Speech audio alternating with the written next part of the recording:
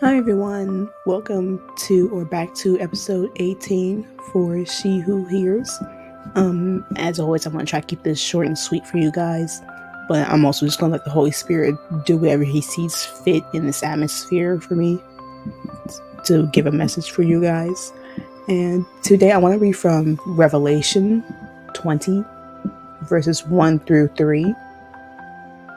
And I saw an angel coming down out of heaven, having the key to the abyss, and holding in his hand a great chain.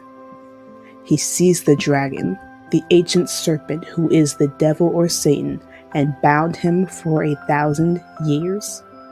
He threw him into the abyss and locked and sealed it over him, to keep him from deceiving the nations anymore, until the 1,000 years were ended. After that, he must be set free for a short time. I noticed in Genesis, when we learn about the beginning of humanity and the disconnection from God, I kind of got confused because when I learned about this spiritual battle between evil and good, between God and the enemy, I never understood how or why we got here. Because as I just read, the book of Revelation tells us that he's going to lose. The enemy will be, put away for 1,000 years. And so when I asked God, what is the point of this? Because Jesus defeats him. We are told that we have victory over the enemy. And the book of Revelation tells us he's going to lose this war anyway. So what's the point? I don't understand, God, why you're wasting your time and power fighting an enemy that's going to lose.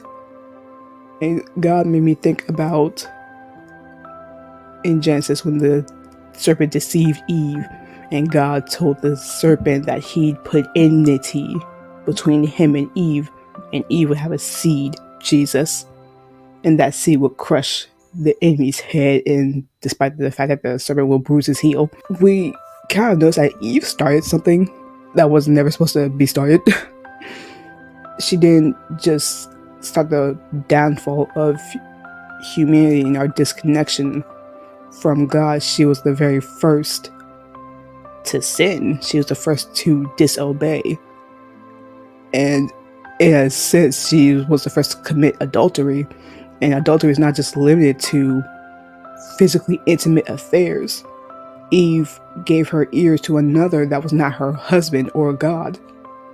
She trusted the words or let that question that the enemy gave her dwell in her mind. And I notice how when we're introduced to the enemy, he has no introduction, if you will. He just shows up. And I did not get that. Because in Genesis, we just have, in the beginning, God. We don't know how long God was around.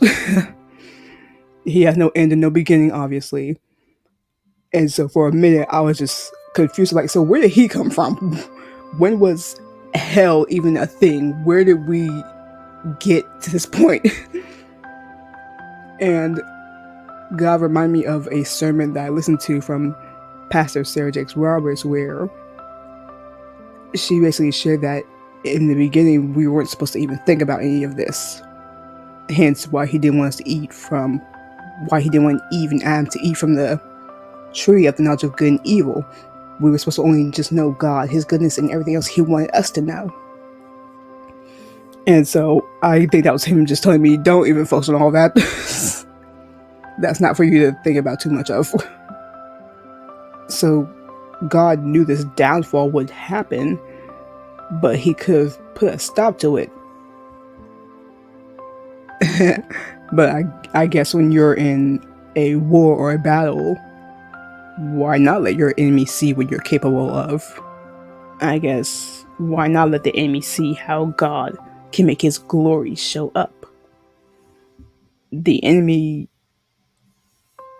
when he got himself kicked out of heaven, he can't stand the fact that our gracious and loving God can still give us chances, and he doesn't get one. So he tries to make God do to Adam and Eve what happened to him, just make them be out of his presence permanently. But God said, no, I'm going to cover my children. And so God takes a pure innocent animal and slays it for Adam and Eve in placement of what should have been their death. And so then I'm just back to why, though. I still need a proper answer to this. Why and when did this even start properly? Because, like I said, we know in the end he loses. So what's the point? I kind of reminisced about an old history class of mine where when a war starts between two territories, one thing that surprisingly was taught to us is that when an enemy steps into your soil, into your territory, it's automatically a sign of a declaration of war. And so for me, I used to think maybe that was the beginning of this spiritual war. Maybe the enemy started this spiritual war. But I feel God tell me no. Definitely not. I declared this war.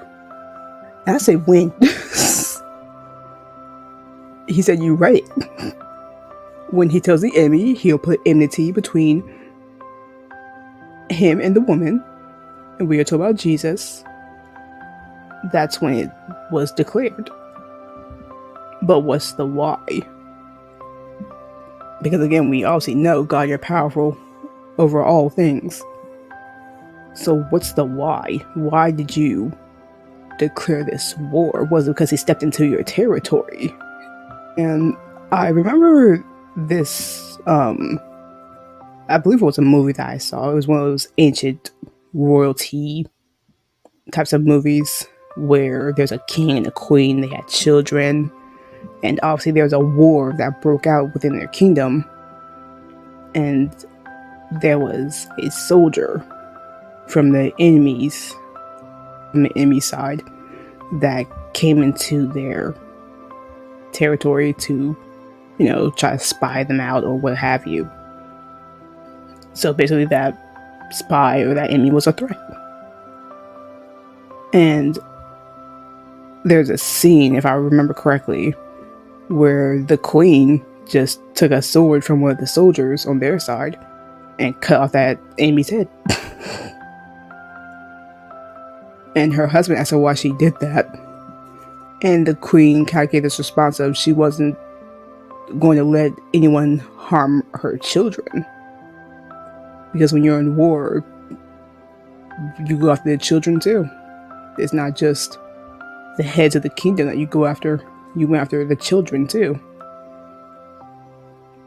The enemy didn't just go into God's territory to try to take over anything. He deliberately, specifically went after God's daughter, Eve.